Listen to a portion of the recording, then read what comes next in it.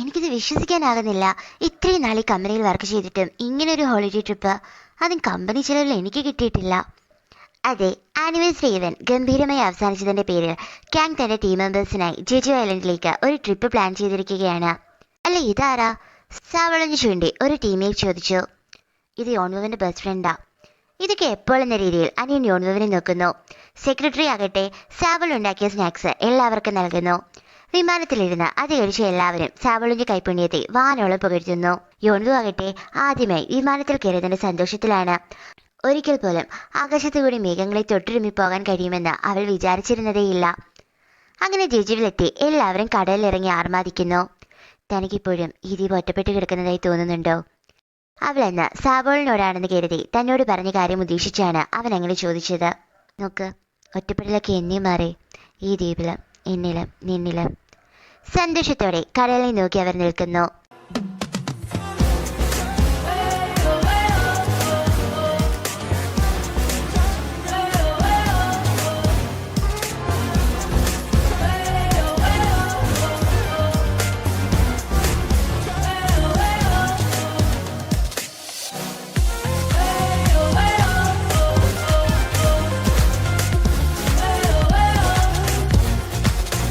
സത്യത്തിൽ പുതിയ ദിവസം നല്ലൊരു സ്ഥലമല്ലേ?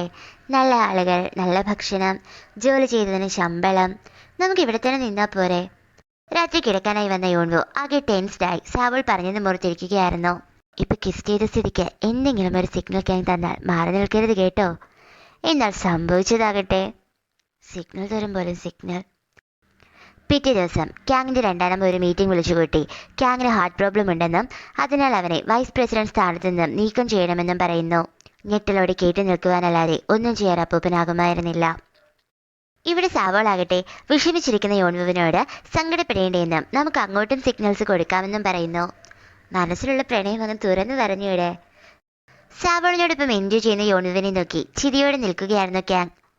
ആഹാ, എന്താണ് ഇവിടെ പ്രണയം മണക്കുന്നല്ലോ. താൻ പറഞ്ഞത് സത്യമാ, എനിക്ക് യോൺവുവിനെ ഒരുപാട് ഇഷ്ടമാ. പക്ഷെ അവൾ ഹാപ്പിയാണോ എന്ന് എനിക്കറിയില്ല. അത് കണ്ടാൽ മനസ്സിലാവില്ലേ സാറേ? You are making Har happy. അത് ആർക്കും മനസ്സിലാകും.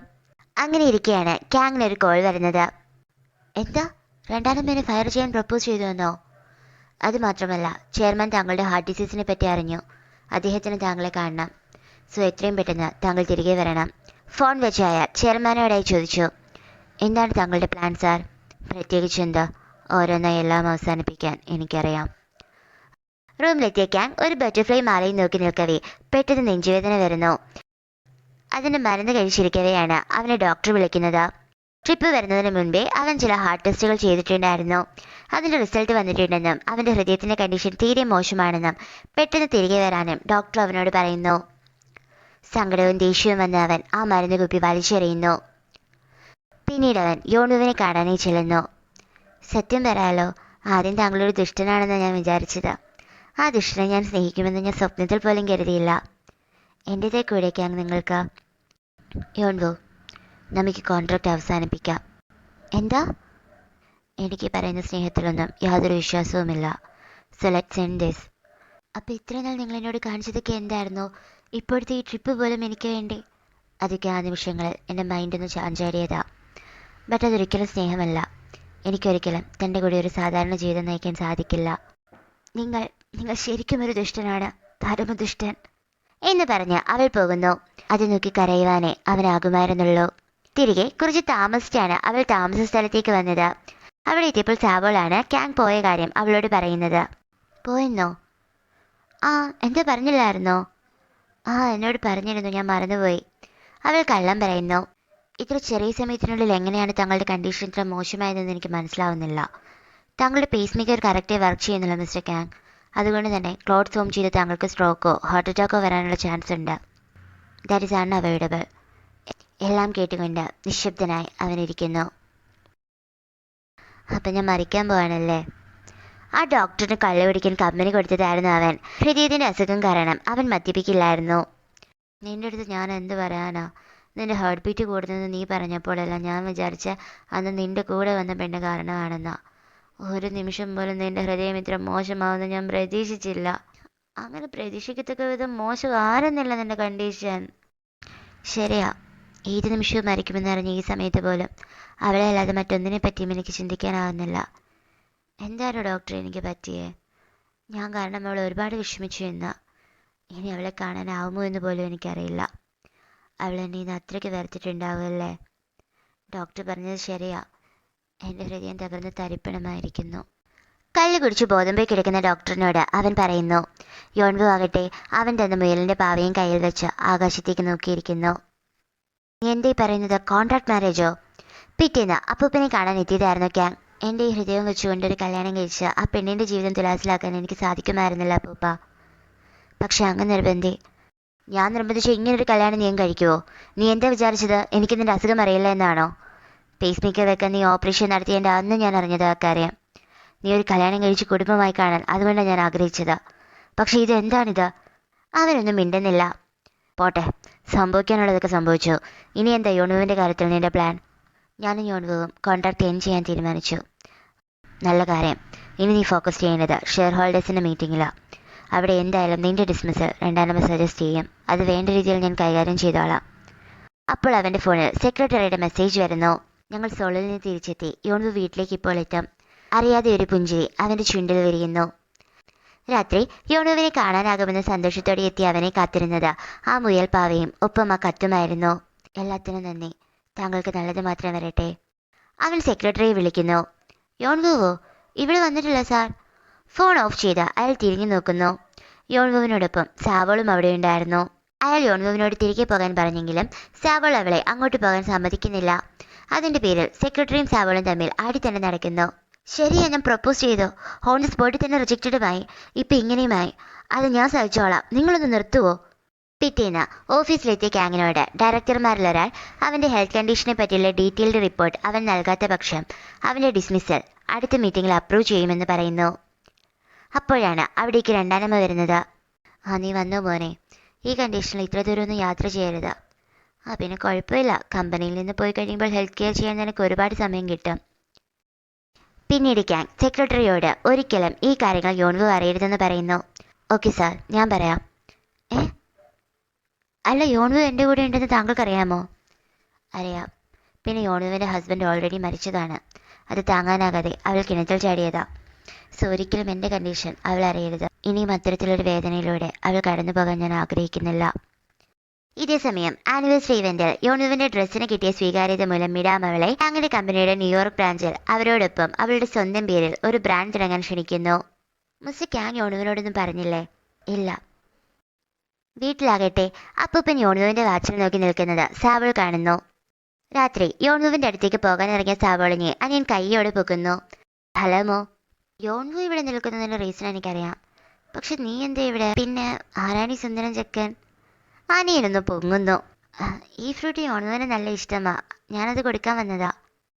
ഞാനെന്റെ സഹപ്രവർത്തകയെ കാണാൻ വന്നതാ. വീണ്ടും എന്തോ പറയാമെന്ന സെക്രട്ടറി അനിയത്തിയുടെ വായിൽ ഒരു ഫ്രൂട്ട് സാവൾ വെച്ചു കൊടുക്കുന്നു. സത്യം പറയാലോ, ഞാൻ നിന്റെ ചേട്ടന്റെ ഗേൾഫ്രണ്ടാ.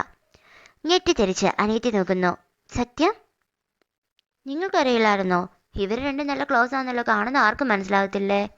അനിയനെ യാത്രയാക്കാൻ വന്ന യോൺവു അവനോട് അവൾ താമസം മാറിയ കാര്യം മറ്റാരോടും പറയരുതെന്ന് പറയുന്നു. ഓക്കെ, ബട്ട് എനിക്കൊരു കാര്യം ചെയ്തു തരണം. അവൻ അവൾക്ക് ഒരു ഡ്രോയിങ് ബുക്ക് കൊടുക്കുന്നു. അത് അവനും അവളും ആദ്യമേ കണ്ടുമുട്ടിയതിൻ്റെയും മറ്റുമുള്ള അവൻ വരച്ച ഡ്രോയിങ്സ് ആയിരുന്നു. അവൾ അത്ഭുതത്തോടെ അവനെ നോക്കുന്നു. എന്നിൽ നിന്ന് താൻ എത്ര അകലാൻ നോക്കിയാലും ഞാൻ തന്നെ സ്നേഹിച്ചുകൊണ്ടേയിരിക്കും. എന്നെ തള്ളിക്കളയരുത്. അതാ താൻ എനിക്ക് ചെയ്തു തരേണ്ടത്. അവൾ ആ ബുക്ക് താനൊന്നും കണ്ടിട്ടും കേട്ടിട്ടുമില്ല എന്ന് പറഞ്ഞ് തിരിച്ചു കൊടുക്കുന്നുണ്ടെങ്കിലും അവനത് വാങ്ങാതെ അവൾക്ക് ടാറ്റ പറഞ്ഞു പോകുന്നു. ക്യാങ് ആകട്ടെ മിഡാമിനെ കാണാനെത്തിയതായിരുന്നു. യോൺവുവിനെ അവർക്ക് വിദേശത്ത് കൊണ്ടുപോയി തന്നോടൊപ്പം വർക്ക് ചെയ്യിക്കാൻ താല്പര്യമുണ്ടെന്നും അവളെ പിരിഞ്ഞിരിക്കുന്നതിന് അവന് ബുദ്ധിമുട്ടുണ്ടോ എന്ന് ചോദിക്കാനുമായിരുന്നു ആ കൂടിക്കാഴ്ച മിഡാം വെച്ചത്. മനസ്സില്ലാ മനസ്സോടെ അവൻ സമ്മതിക്കുന്നു. സെക്രട്ടറിയോടാകട്ടെ അനിയത്തി വന്ന് സാവോളിനെ അവൾക്ക് ഇഷ്ടമല്ല എന്നും അവളുമായി പിരിയണമെന്നും പറഞ്ഞ് ബഹളം വെക്കുന്നു. എൻ്റെ പോനെ ഒന്നും മിണ്ടാതിരിക്കുക, അല്ലെങ്കിൽ തന്നെ ഇവിടെ ക്യാങ്ങിൻ്റെ ഡിസ്മിസിൽ എങ്ങനെ തടയാമെന്ന് ടെൻഷൻ അടിച്ചിരിക്കുക ഞാൻ. എന്താ പറഞ്ഞേ? അതെ, യോൺവു അതെല്ലാം കേട്ടിരുന്നു. സെക്രട്ടറി അവളോടെല്ലാം തുറന്നു പറയുന്നു. കേട്ട പാതി കേൾക്കാത്ത പാതി യോൺവു അവനെ കാണാൻ ഓടുന്നു. അവൾ പോയ പുറകെ അവളെ കാണാൻ ക്യാങ്ങും സെക്രട്ടറിയുടെ വീട്ടിലെത്തുന്നു. അവൾ തന്നെ കാണാൻ തിരിച്ചെന്നറിഞ്ഞ അവൻ അവളെ തിരക്കി ഇറങ്ങുന്നു. കാണുന്നതോ മഴ നനഞ്ഞു നിൽക്കുന്ന അവളെയും. അവൻ അവളെയും കൊണ്ടുപോയി ഒരു ബസ് സ്റ്റോപ്പിൽ കയറുന്നു. എന്നെ ഇഷ്ടമല്ല എന്ന് പറഞ്ഞിട്ട് അവൻ അവളെ പുറകിൽ നിന്ന് പുണരുന്നു. താൻ കൂടെയുള്ളിടത്തോളം എനിക്ക് എന്ത് സംഭവിച്ചാലും ഞാനത് കാര്യമാക്കുന്നില്ല. എനിക്ക് തന്നെ ഇഷ്ടമാ മറ്റെന്തിനേക്കാളും. താൻ എന്നെ ഇനിയും കളഞ്ഞിട്ട് പോവോ? അവൻ അവളുടെ കൈയെടുത്തിട്ട് തന്നെ നെഞ്ചത്ത് വെക്കുന്നു. എൻ്റെ ഈ ഭാഗം ശരിയായി പ്രവർത്തിക്കുന്നില്ലായിരിക്കാം, പക്ഷേ അതിനതിൻ്റെ ഇമോഷൻസ് ഇനിയും ഒളിച്ചു വെക്കാൻ പറ്റില്ല. ഞാൻ തനിക്കൊരു ഭാരമായി തീർന്നേക്കാം, പക്ഷെ തനിക്കെന്നെ സ്നേഹിച്ചൂടെ? അവൾ അവനെ പുണരുന്നു. ചിരിയോടെ അവനും അവളെ പുൽകുന്നു. അപ്പോൾ എല്ലാവരും ഇവിടെ എത്തിയ സ്ഥിതിക്ക് നമുക്ക് വൈസ് പ്രസിഡന്റ് കാങ്ങിൻ്റെ ഡിസ്മിസൽ വോട്ടിംഗ് സ്റ്റാർട്ട് ചെയ്യാം. അപ്പോഴാണ് രണ്ടാനമ്മയുടെ സെക്രട്ടറി ആ വാർത്തയുമായി അവിടേക്ക് എത്തിയത്. എന്താ ഇത് സത്യമാണോ? ആ സെക്രട്ടറി ഒരു ലൈവ് വീഡിയോ ഇടുന്നു. കാങ് ആ സ്ക്രീനിൽ പ്രത്യക്ഷപ്പെടുന്നു. എസിഡ് സോളിലെ എൻ്റെ കുടുംബത്തിന് നമസ്കാരം. ഞാൻ വൈസ് പ്രസിഡന്റ് കാങ്ഡേയോ ആണ്. കുറേ കാലമായി എനിക്ക് പറയാനാകാതിരുന്ന ഒരു കാര്യം അറിയിക്കാനാണ് ഞാനിന്ന് നിങ്ങളുടെ മുൻപിൽ വന്നിരിക്കുന്നത്. ഞാൻ ഒരുപാട് നാളായി ഒരു പേസ് മേക്കറിൻ്റെ സഹായത്തോടെയാണ് ജീവിക്കുന്നത്. അതെ, ഞാനൊരു ഹൃദ്രോഗിയാണ്. കമ്പനി മുഴുവൻ ഈ ലൈവ് സ്ട്രീമിംഗ് കാണുകയായിരുന്നു. എനിക്കറിയാം, ഈ അവസ്ഥയിൽ ഈ കമ്പനിയുടെ വൈസ് പ്രസിഡന്റ് സ്ഥാനത്ത് ഞാൻ തുടരുന്നത് കമ്പനിക്ക് ബാധ്യതയായി തീരും.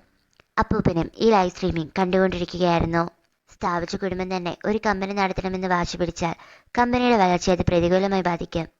അതിനാൽ എസിഡ് സോളിനെ ഏറ്റെടുത്ത് നടത്താൻ കേൾപ്പുള്ള ആർക്കും എൻ്റെ സ്ഥാനത്തേക്ക് വരാവുന്നതാണ്. ഞാൻ ഈ സ്ഥാനത്ത് നിന്നും സ്വയം വിരമിക്കുവാൻ ആഗ്രഹിക്കുന്നു. ദേഷ്യത്തോടെ അപ്പൂപ്പൻ ലാപ്ടോപ്പ് അടയ്ക്കുന്നു. തനിക്ക് കാങ്ങിനെ ഡിസ്മിസ് ചെയ്യാൻ പറ്റിയില്ല എന്ന ദേഷ്യത്തിൽ രണ്ടാനമ്മ തൻ്റെ ഓഫീസിലേക്കും വരുന്നു. ഇതേ സമയം സെക്രട്ടറി തന്നോട് പറഞ്ഞ കാര്യമോർത്ത് നിൽക്കുകയായിരുന്നു സാവോൾ. അവന് തൻ്റെ ഭർത്താവിനോട് എന്ത് സ്നേഹമായിരുന്നല്ലേ, അതല്ലേ കിണറ്റിൽ ചാടിയത്. അതുകൊണ്ടല്ലേ സൽഗുണയായി സ്ത്രീ എന്ന് പറഞ്ഞൊരു ഓർമ്മശില നാട്ടിയത്. എന്തോ എവിടെ ഒരു കുഴപ്പമുണ്ടല്ലോ. തമ്പ്രാട്ടി പറഞ്ഞത് ആരെ തന്നെ എടുത്തെറിഞ്ഞതെന്നല്ലേ. പക്ഷെ അവർ ചെരുപ്പ് കിണറ്റിന് പുറത്ത് വെച്ചത് കണ്ടപ്പോൾ ഞാൻ പോലും വിചാരിച്ചത് തമ്പ്രാട്ടി കിണറ്റിൽ ചാടിയെന്നല്ലേ. അപ്പം അങ്ങനെ ഒരു ഇമേജ് ഉണ്ടാക്കിയെടുക്കാനല്ലേ അത്. എന്നാലല്ലേ ഭർത്താവിനോടുള്ള സ്നേഹം മൂലം ആത്മഹത്യ ചെയ്ത സ്ത്രീയുടെ കുടുംബത്തിന് കിട്ടുന്ന പരിഗണന കാങ് ഫാമിലിക്ക് കിട്ടോ? അതെ, സദ്ഗുണയായ സ്ത്രീ എന്ന പരിഗണന യോൺവുവിന് ലഭിച്ചാൽ അതുമൂലം ഗുണമുണ്ടാകുന്നത് കാങ് ഫാമിലിക്കായിരുന്നു. രാജ്യത്തിൻ്റെ അധികാര കേന്ദ്രങ്ങളിൽ അവർക്ക് സ്ഥാനം ലഭിക്കുമായിരുന്നു. സാവോൾ ആ വാച്ചിനായി അവിടെ മുഴുവൻ തപ്പുന്നു. ഒടുവിൽ അവൾക്കത് ലഭിക്കുകയും ചെയ്യുന്നു. അപ്പോഴേക്കും യോൺവു അവിടെ എത്തുന്നു. തമ്പ്രാട്ടി, ഇനി ഒരു നിമിഷം ഇവിടെ നിൽക്കില്ല. എന്താ നിനക്ക് പറ്റിയത്? കാങ് ഇപ്പോൾ ഇവിടെ വരും. സാവോൾ ആ വാച്ച് അവളുടെ കയ്യിൽ ഏൽപ്പിക്കുന്നു. ഇതെങ്ങനെ ഇവിടെ? മനസ്സിലായില്ലേ, ഈ ഫാമിലിയാണ് അവിടെ ഇതിനെ കിണറ്റിലെറിഞ്ഞത്.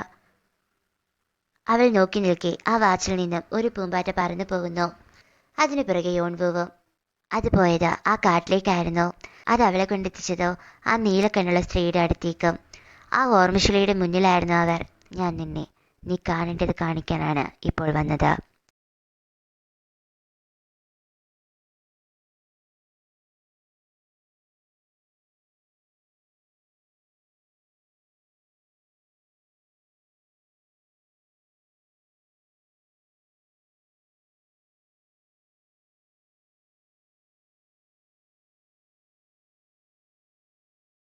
ഇതേ സമയം തൻ്റെ മുന്നിൽ യോൺവുവിൻ്റെ അമ്മയുടെ ഡയറിയിൽ സ്വയം തെളിയുന്ന അക്ഷരങ്ങൾ നോക്കി ഭയന്നിരിക്കുകയായിരുന്നു ലീമിഡ. യോൺവു ആകട്ടെ തൻ്റെ ഓർമ്മശിലയ്ക്ക് മുന്നിൽ തളർന്നു വീഴുകയും ചെയ്യുന്നു. അത്രയും നാൾ ചലിക്കാതിരുന്ന ആ വാച്ചിലെ സൂചി പെട്ടെന്ന് ചലിച്ചു തുടങ്ങുന്നു.